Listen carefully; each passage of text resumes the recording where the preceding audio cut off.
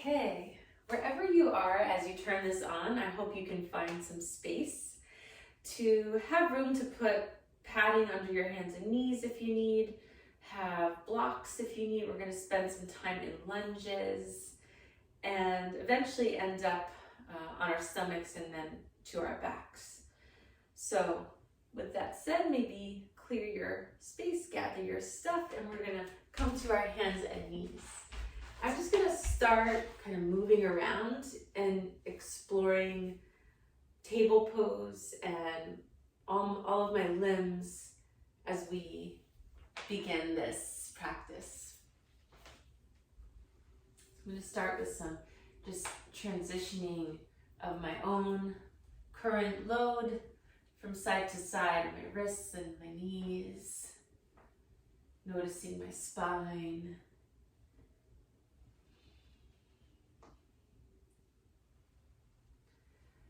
So where I am in the world right now, outside of Boston, it's early November, so it's the middle of autumn, and this is the time of the season where the real change begins. There are still leaves on the trees, but they are very clearly different. The change is happening faster and faster now as we enter this month of November. And for real, we start to need more layers when we go outside. And so when I think about that, I'm thinking about how that's affecting my emotional self and mental self. And then how that also plays into the physical as well.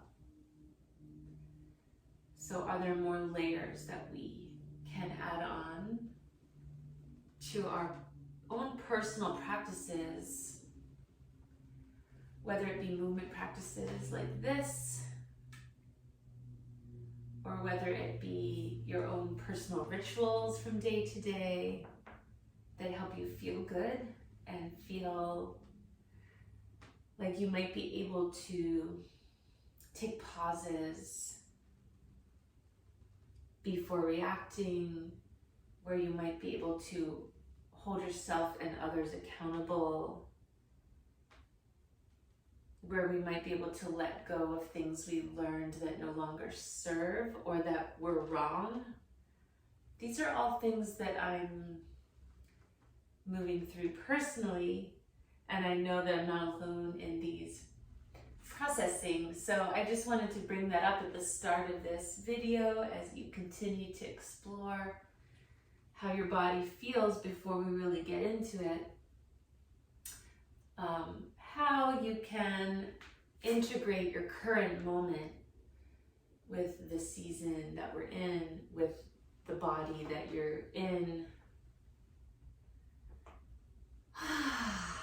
Good, take a big sigh. That just came after I share all that with you. So maybe if you need to do that as well, take a full breath and let it go.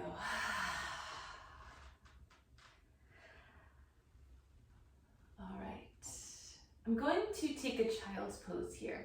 So I like to take a wide knee child's pose with big toes touching, hips sitting back toward heels, reaching the arms out.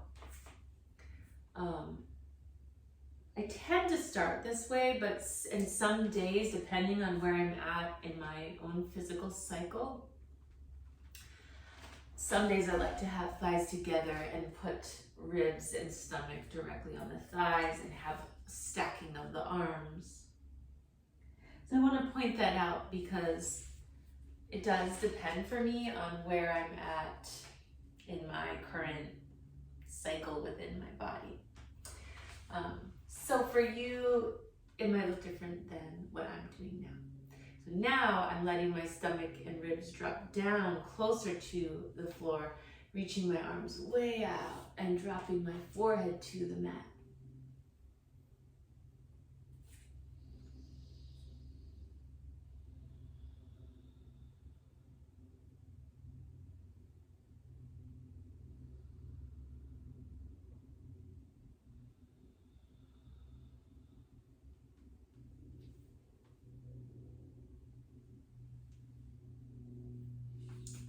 those that can't quite be instructed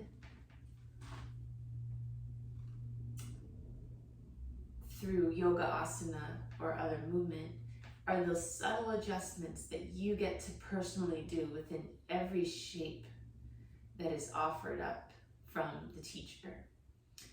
So in this pose, you might be doing little things that are nuanced and introspective and your own little flair on what's happening. So that could be just little shifts in your pelvis, how your breath is moving through your center, how you're reaching your arms, how you're holding your face. If your head is still or if you're rocking it a little bit, like all those things, just remember that's your own personal way of connecting to yourself.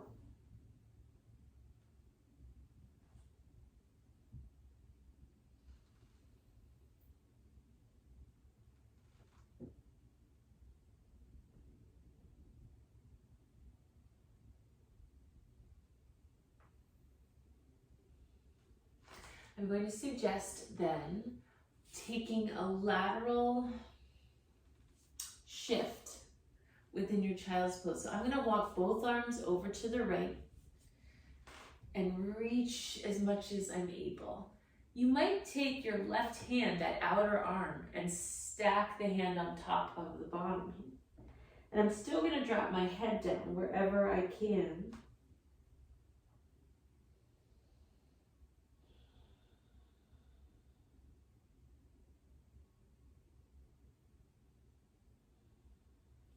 After a few moments there, I'm going to crawl back to center and gently switch sides. So I'm going to reach now over to the left, and my right hand's going to stack on top of the left hand this time.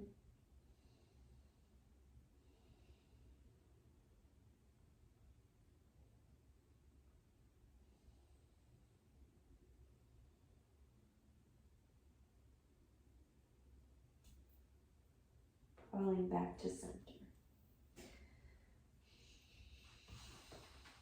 So I'm hoping that you all are taking your own version of this pose. So some of you might be a little bit up into your hips and then reaching over. So you don't have to have your hips all the way back. Of course, this is your own practice. And then coming from there, crawling right into your table pose, your hands and knees. And so again, you get to decide where your hands and knees allow your torso to feel the most at ease today. Some, you might turn your hands the opposite way. You might have them turned out a little bit. You might have your feet out a little bit. And then move through some flowy cat-cow. We are in Scorpio season right now, and when I embody this moment within autumn, it always reminds me of perhaps like taking a deep dive into the ocean at night, like looking for all the creatures that glow.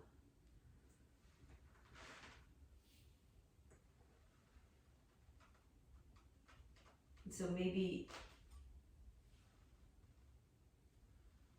think about what Scorpio time feels like for you, what comes to mind at the end of October through November.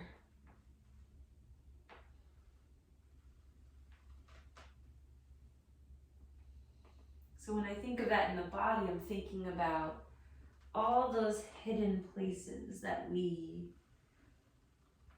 might not really get to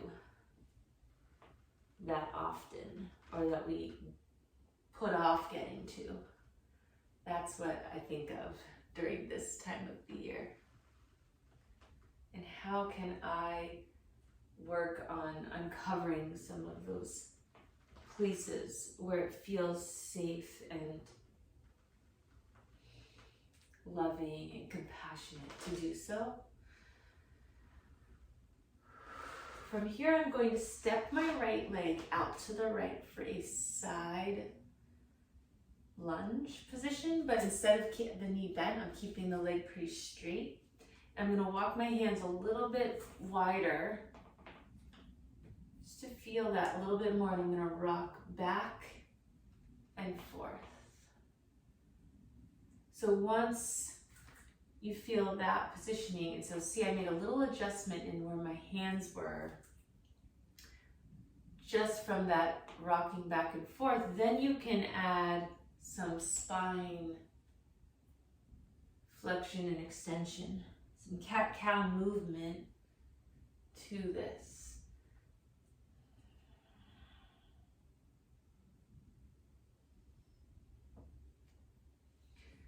And then from here, I'm going to keep my left hand down and sweep that right arm up. Just go to where your edge is. I know that kind of wording is thrown around, but everyone has their own personal spot where you're starting to feel something. And you know if you go past it, it might be just a little too far. That's what I mean by the edge. So right hand is going to come down, and I'm going to kind of move it to where the left hand is, and then sweep the left arm out and up.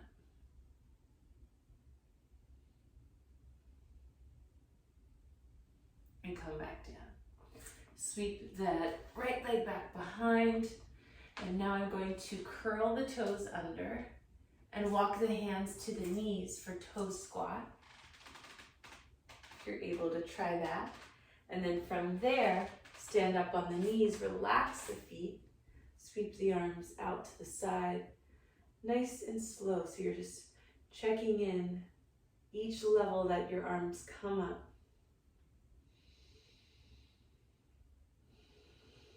And then once the arms are straight up, you might decide to hook the thumbs, pull the thumbs apart.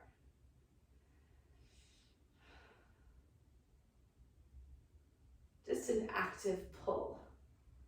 So elbows might be going up to the sides. You feel it down into your shoulders and armpits, maybe even to the ribs, and then coming back down. From here, I'm going to step left foot out to the left, once back and table. And then you get to explore where the hands are going to be as you take your torso forward and backward in space.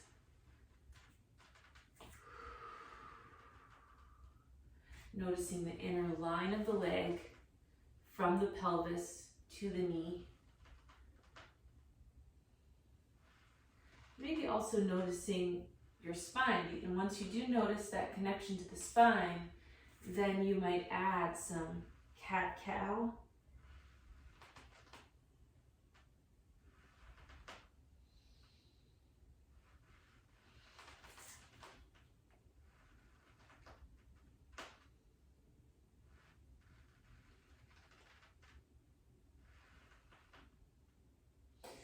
And then I'm going to take my left arm up.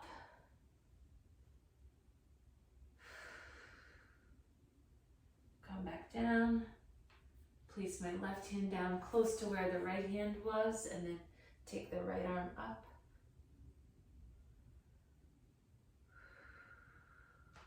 Coming back down. And then sliding left leg back behind.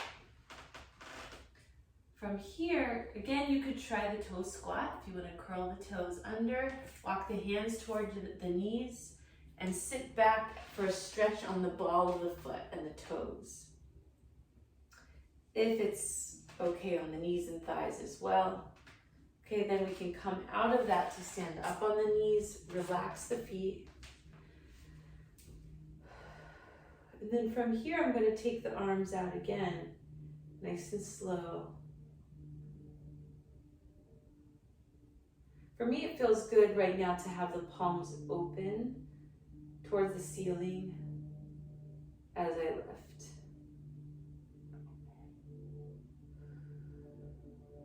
Then I'm going to grab my left wrist, anchor both knees down as I take a side bend to the right, with a gentle pull of that left arm. Slowly coming back up, switching sides, grabbing right wrist with left fingers and anchoring the knees down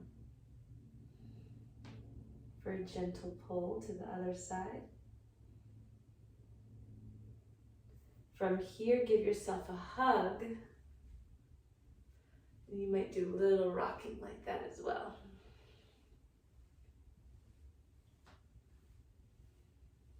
When you unravel the hug, just see where your arms want to open to. So I'm going into that direction first. And then I'm going to come back to the hug, crossing the other way. And opening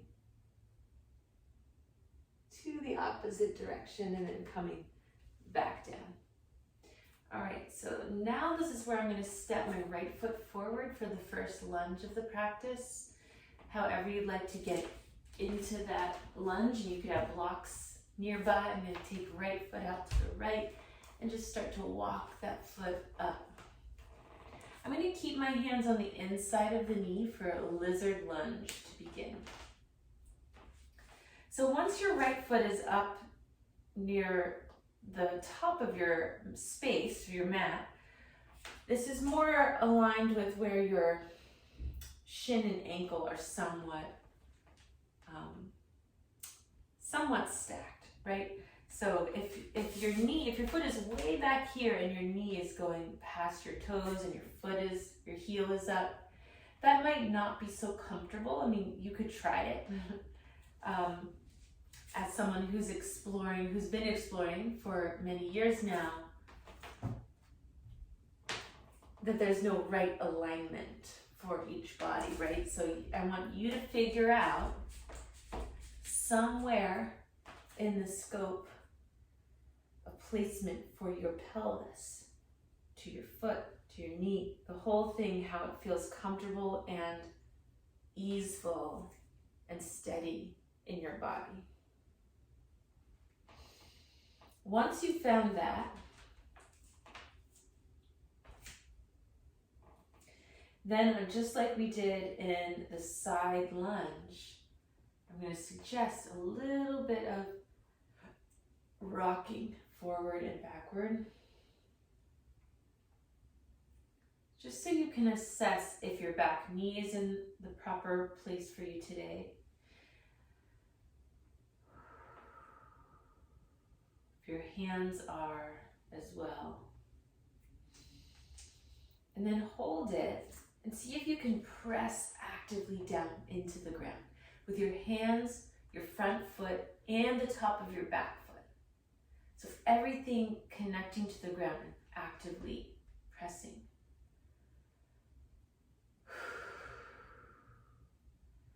From there, relax. And then come out of the lunge just a little bit so you feel a little bit of opening in your center and in your pelvis. So you have enough space to twist to the right. Take your right hand to your right thigh. And then once you've found that twist through your center, maybe you come a little more into the stretch again. Up to you.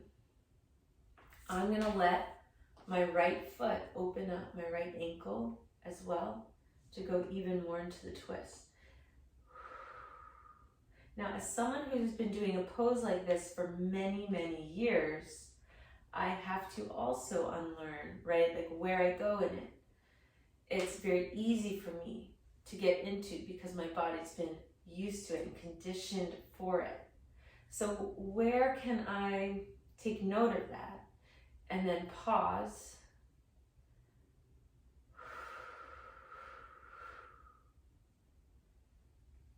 And release. And then I'm going to go to the other side. So I'm going to stay in the lunge, but I'm going to crawl the hands to the left and see where the edge is.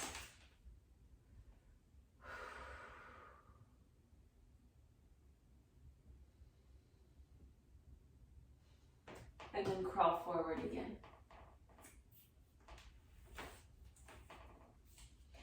right, from here I'm going to, again, come out of the lunge just enough that you start to feel a little more opening in the pelvis.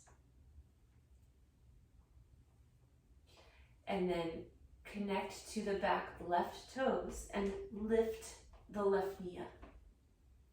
From there, twisting open to the right.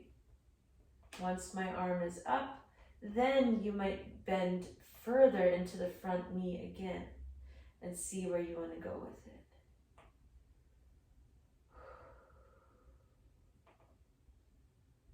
You can bend those elbows, you can pulse a little bit.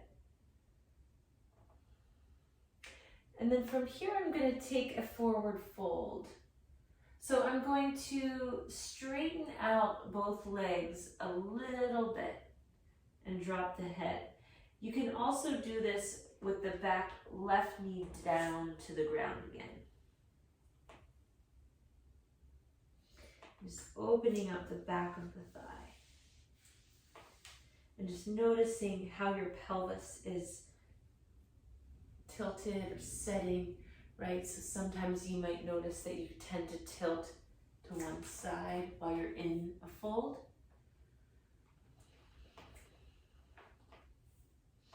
And I'm not going to tell you that that's right or wrong. I'm just going to suggest that there might be a certain way that you tend to hold your body. And part of the practice is discovering that. All right, last thing from this position, I'm going to have my left hand a little bit further forward from my shoulder, so it's a little more at a diagonal. And I'm going to use my right hand and left hand to start to step my right foot further back out to the right. While I'm doing that, my left foot is going to go out to the left so that I have enough space to find side plank from here. Right leg in line with left knee and left hand, and then you get to explore some movement there. You might lift the right leg up. You might curve in. Just kind of notice what your spine wants to do.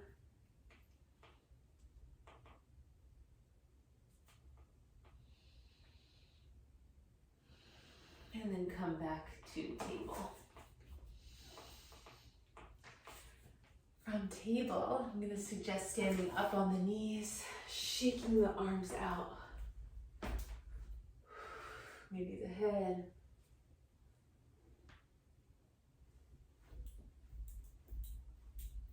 Good, give your wrists some figure eights. Okay. We're going to do the other side. So come back to your table. If you would like to take some movement before you begin.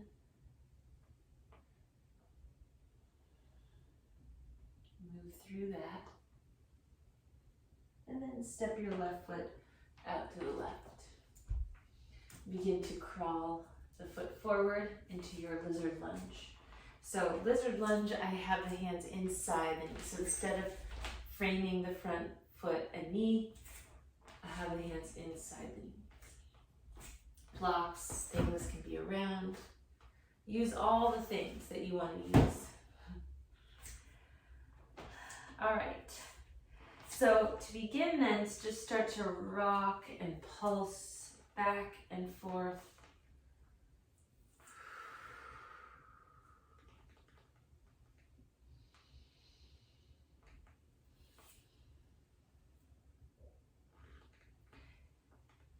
So then discover when you hold still, is your back knee in the right placement? Is your front foot feeling good to hold yourself here?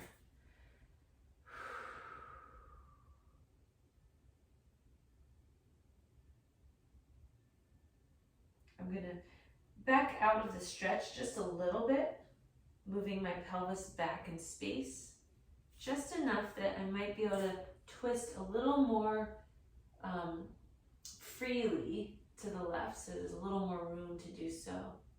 Left hand to left thigh. And then from there, possibly coming back into the stretch and possibly opening the knee out to the side, letting the left foot come open as well. So again, as I was explaining on the other side, noticing what your patterns are within a shape like this. Is it something you can easily drop into, or is it something that you have to work with your breath? Well, we all have to work with being mindful. But I hope you understand what I mean by those things. Assessing your current moment.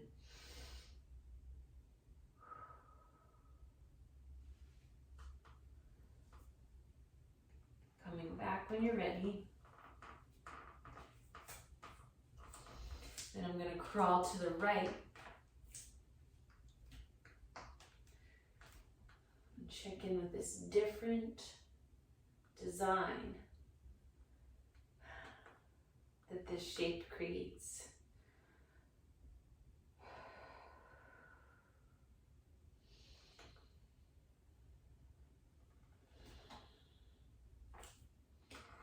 And then from here, starting to once again back out of the stretch and see if the back right toes want to connect to pick up that back knee. So on this side, I need to kind of hop for a second and figure out where it feels good. Then I'm going to twist to the left.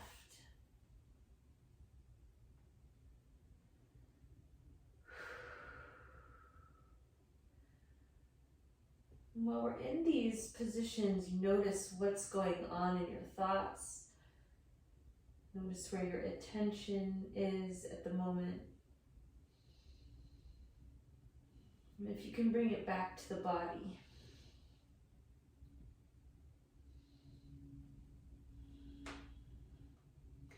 Then coming back, I'm going to take a forward fold, straightening both legs as much as I'm able on this side.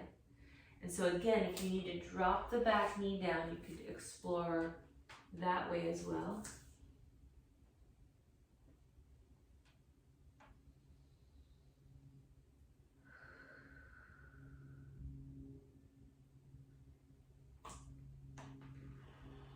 Coming back into it. This is where I'm going to set up for the side plank transition.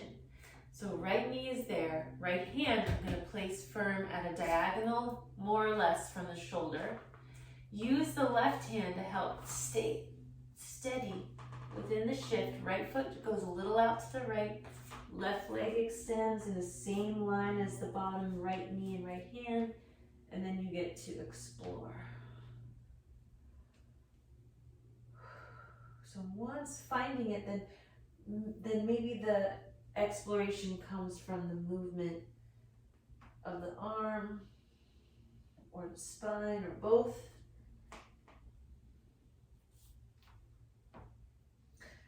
Sometimes you might just need to hold still.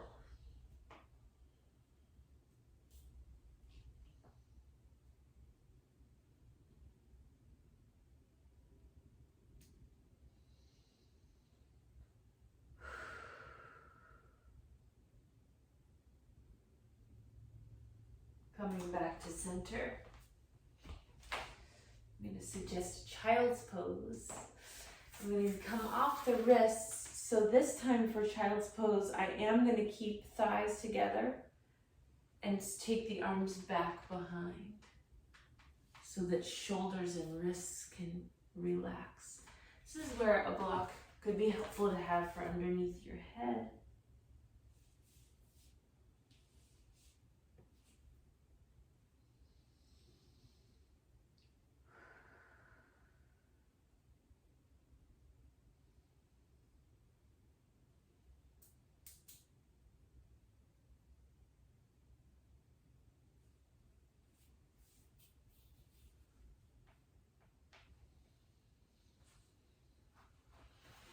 Okay, when you're ready, we're going to move into downward facing dog, crawling forward, curling the toes under and lifting the hips up into the air. And then so this is the same as that lizard lunge for me, where I have to really check in with where I tend to go right away. Take the time to assess and then explore between active pressing down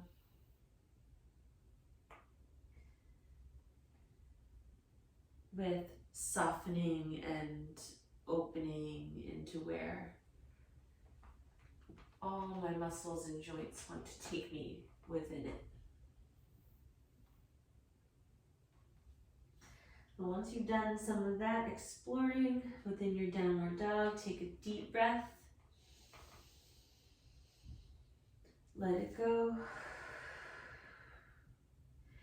And let's transition to our stomach. So I'm going to drop to my knees. From there, lower down slowly. Wiggle out onto the mat. Fix your clothing. And first, let's just relax. If you can, turn your head to the side, arms next to you. Give your hips a little shimmy side to side.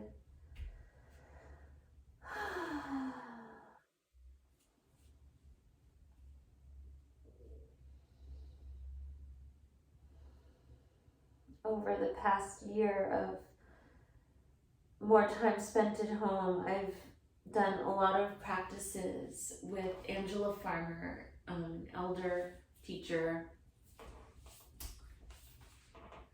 who lives in Greece, and she's in her 80s. And she just teaches and connects with all the imagery that speaks to me, using nature as a guide. And so when I have the chance to lie down close to the ground or on the actual ground, I have her voice and I have those prompts of trying to think about connecting to the roots of trees, the roots of plants, and feeling that support from the ground, with gravity holding us down, and seeing if we can be a little kinder to ourselves in that process of releasing closer to the earth.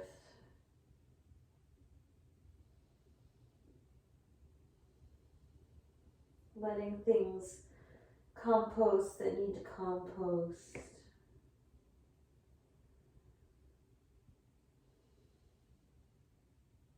And for Scorpio time of the year, it's interesting imagery to think about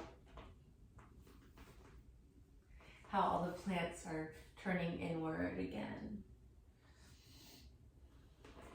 So you might come up into your sphinx for a moment, up onto your elbows, pressing outside of hands, elbows, forearms down into the ground, lighting up the spine with your own pressure down into the ground.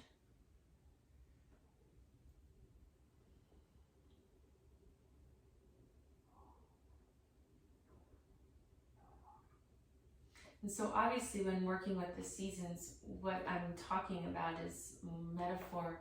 You know, we're still going to keep taking care of our bodies and moving in various ways. It's not about allowing anything physically to become dormant. It's more about how we can allow parts of ourselves to let go and die again, so that we can make room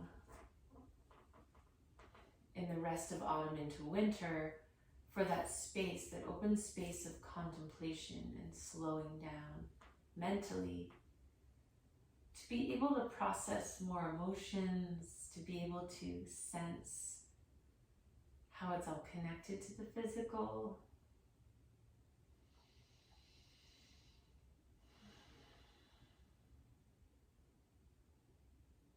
For some people, that process happens in reverse. You know, maybe spring and summer is the time to go inward.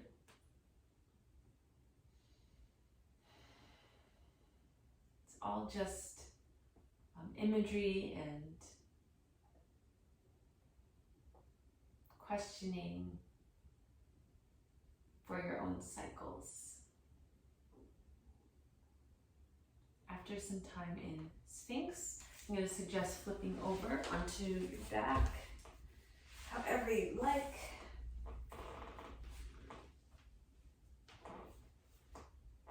And to begin, I'm going to lift the legs up into the air and just shake it out. So when I do this with the kids, we just call this bug that's flipped over. Wiggling out. And so then if you want to get unflipped, you have to move, keep rocking and rolling. Get out of your mind a little bit. Back into the body.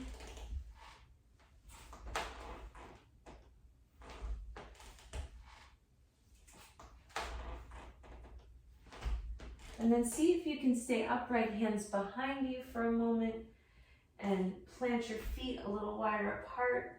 My fingertips are pointing in towards the body.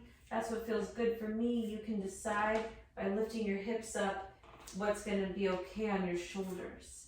And then once you've found that, go for it all the way, lifting up as high as you can go, maybe letting your head drop back. And then releasing hips back down to the ground. From here, I'm going to shift my hips back so that I have space to extend the legs out. Take a moment to point and flex the feet, noticing the lower legs and the ankles.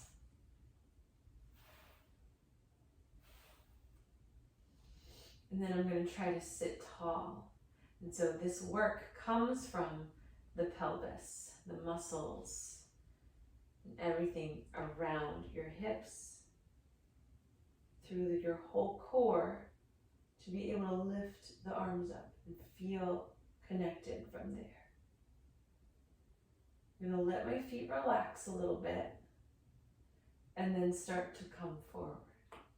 Reaching wherever you can reach, out to the sides, out for the ankles, maybe all the way for the toes or the feet. You might need a moment to hold a little more upright before you fully surrender into this forward fold.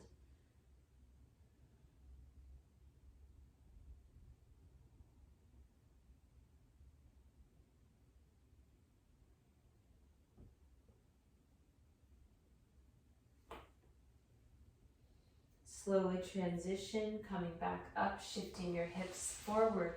So you have the space to lie down again. And this time, just give yourself a moment now to use that imagery of connecting the plants and the trees, roots underneath.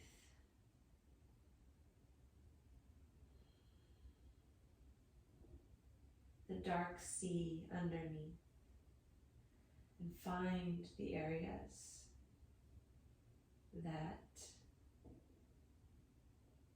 light up, the creatures that light up.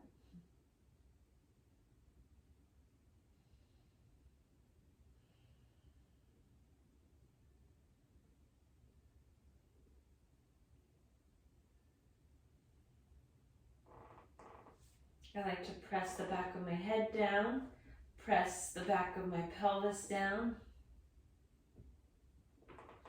press the heels down.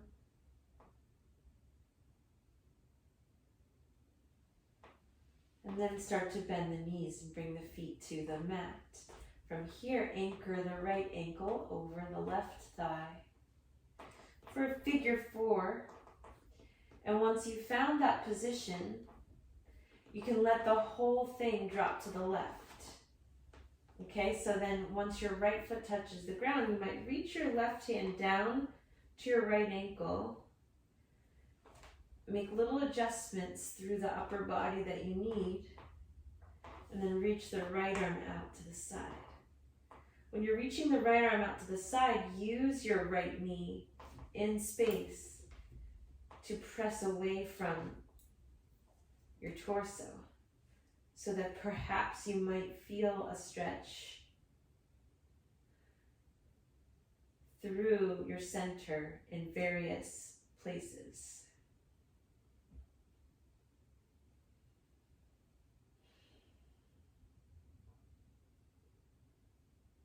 Maybe getting to some of those hidden spots. And then when you've explored that, you can bring the legs back up through the figure four and then take it closer to you to weave the right hand through for this version. So it's kind of like a lying down pigeon pose, a reclined pigeon.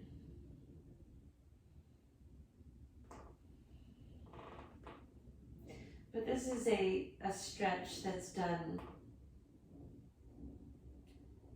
in various sports and various movement practices as well.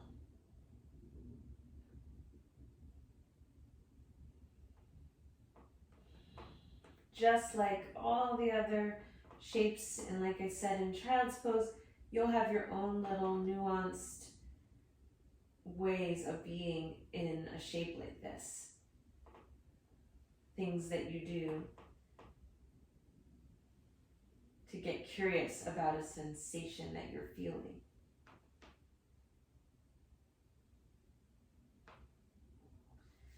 Okay, some days you might not grab where you grab, you might just hold here, top of the foot. You might just have the foot resting on the left thigh like this. So many things. When we come out of it, go ahead and do the little bug that's flipped over stuff again. Shake it out. Extend the legs. And then let's do the other side. So now right foot to the ground, left ankle comes across the right thigh. And when you have that figure four set up, let the whole thing drop to the right. So you can slowly transition until you feel comfortable. Wiggle out. Maybe the right hand grabs a hold of your left ankle. Left arm out to the left. Good. Telling myself good because I let out a nice big sigh.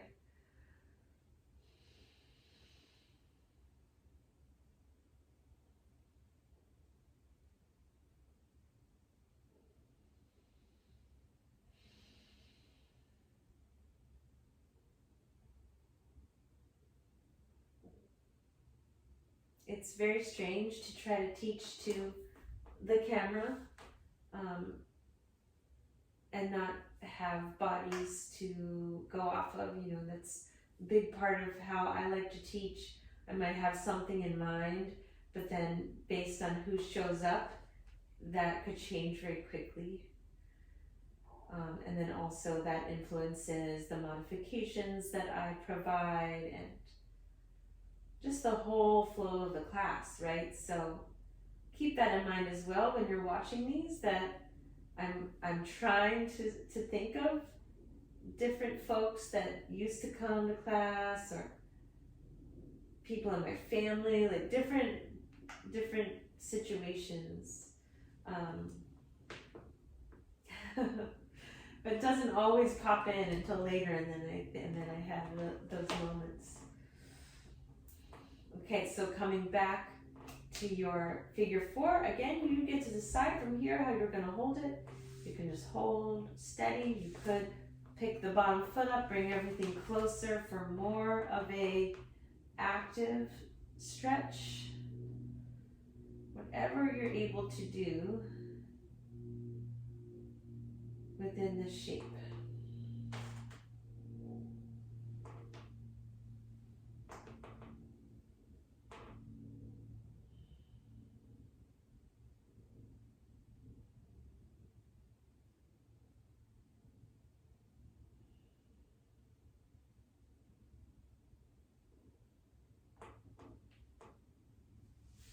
And And then let go, shake it out.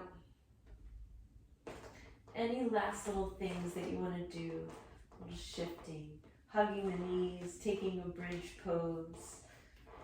I'm going to grab both of my blocks and place them next to my legs because I'm going to end with a Baddha Konasana, reclined butterfly, whatever you want to call that pose, but the yoga asana, reclined bound angle pose. Soles of the feet together, knees out to the side. I have the blocks there to support. And then giving a little shift of how your pelvis and your shoulders, your spine. I'm going to hold my hands closer down to my abdomen and pelvic region. And I'm just going to stay here for a while and find my own meditation. And I encourage you to do that. Find your own final resting position. Maybe put on a nice, long, relaxing song. And stay here for as long as you need. Thank you all for turning this on and practicing. I wish you a good Scorpio season and Scorpio cycle.